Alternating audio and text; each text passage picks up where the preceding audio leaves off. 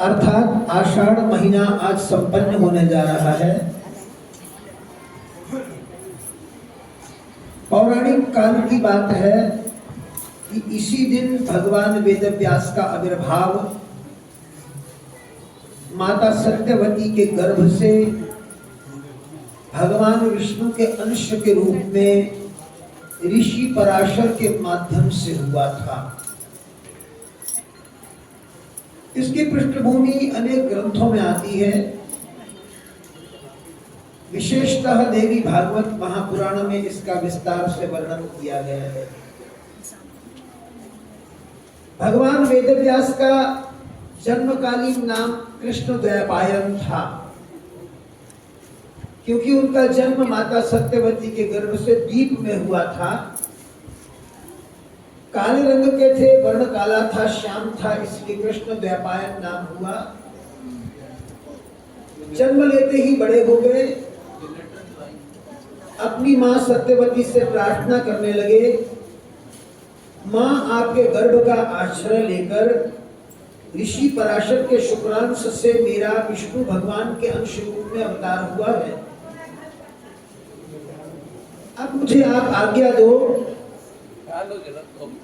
गुरु के पद पर आसीन होकर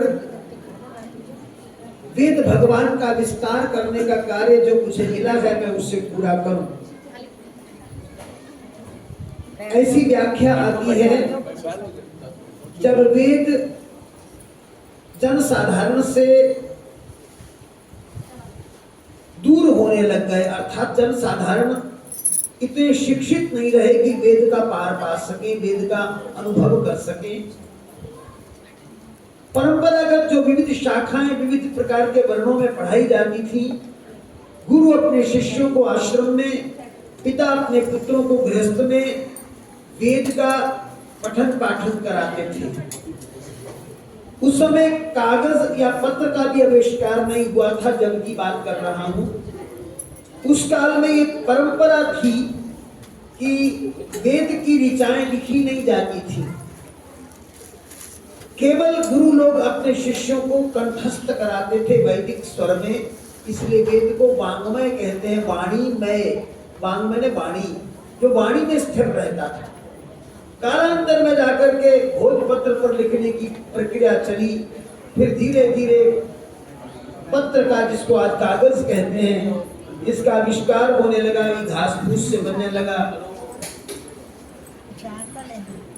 ऐसा भी कहते हैं कि लिपि का भी जब आविष्कार नहीं हुआ था तब से वेद हैं। वेद अपौरुष हैं। भगवान ने स्वयं अपनी वाणी को तत्वदृष्टा ऋषियों को उनके प्रज्ञा ज्ञान की स्थिति में सुझाया। जो मंत्र उनको स्पष्ट हुए उनको उन्होंने कंठस्थ करके अपने शिष्यों को कराया।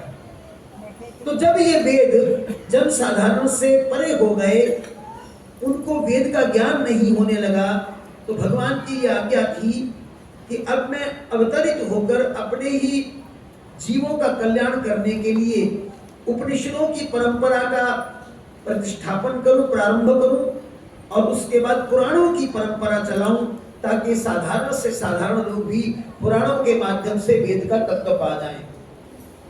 तो कृष्णद्वैपायन वहां से चले गए। यमुना के तट पर शम्यप्रास नाम का आश्रम बना, वहां पर साधन तप किया, फिर वेद विस्तार करना प्रारंभ किया। औपनिषदिक परंपरा का सूत्रपात करने के बाद 18 पुराण उपपुराणों की रचना की।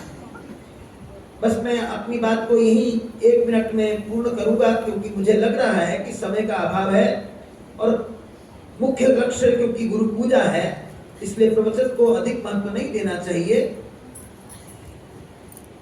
वेदव्यास जी ने जब सारे पुराण रच दिए, उपपुराण भी रच दिए, तब भी उनका मन संतुष्ट नहीं था, खिन्न था, उदास रहते थे। एक दिन शिला पर बैठे उदास मन से चिंतन कर रहे थे कि इस मन में अभी तक धैर्य नहीं आया। देखो, इतने पुराणों की रचना करने वाले भी अधीर हैं। उसी समय नारद जी का वहां आगमन हुआ।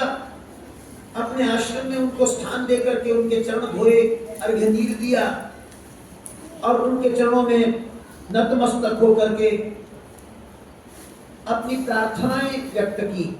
नारद जी ने वेदव्यास जी का कृष्णोदयपायन का मुख पढ़ते ही कह दिया, महाराज क्या बात है, आपके मन में कोई कोई उद्विग्नता चल रही है? क्योंकि चेहरा साफ बता रहा आप चिंतित हैं। जो पे मुख बोले नहीं तो नैन देता है रोए। मुंह से नहीं बताएं तो फिर भी चेहरे से पता लग जाता है। नारद जी ने जब ये बात कही तो वेदव्यास जी ने कहा, आपने ठीक ही जांचा। मेरे मन में उद्विग्नता यह है कि मैंने इतने ग्रंथों की रचना भी कर डाली, पुराण उपपुराण भी लिख दिए, उपनिषदिक परंपरा भी चला दी, उसके बाद भी मुझे ऐसा लग रहा है कि अभी कुछ कहा नहीं, कहना बाकी रह गया। नारद जी ने तुरंत बात पकड़ी। उन्होंने अपने पिता ब्रह्मा जी से, ब्रह्मा के पुत्र थे नारद जी, अंक से उत्पन्न हुए थे, भगवान की प्रेरणा से श्रीमद् भागवत का प्रवचन सुना था। अपने पिता ब्रह्मा जी से चतुश्लोकी भागवत कहते हैं उसे, क्योंकि जो जिस भागवत का नारायण ने उपदेश किया ब्रह्मा जी को और कहा सृष्टि का विस्तार करो, सृष्टि बनाने के बाद चतुर्मुख ब्रह्मा ने उसी को अपने पुत्र नारद जी को दिया।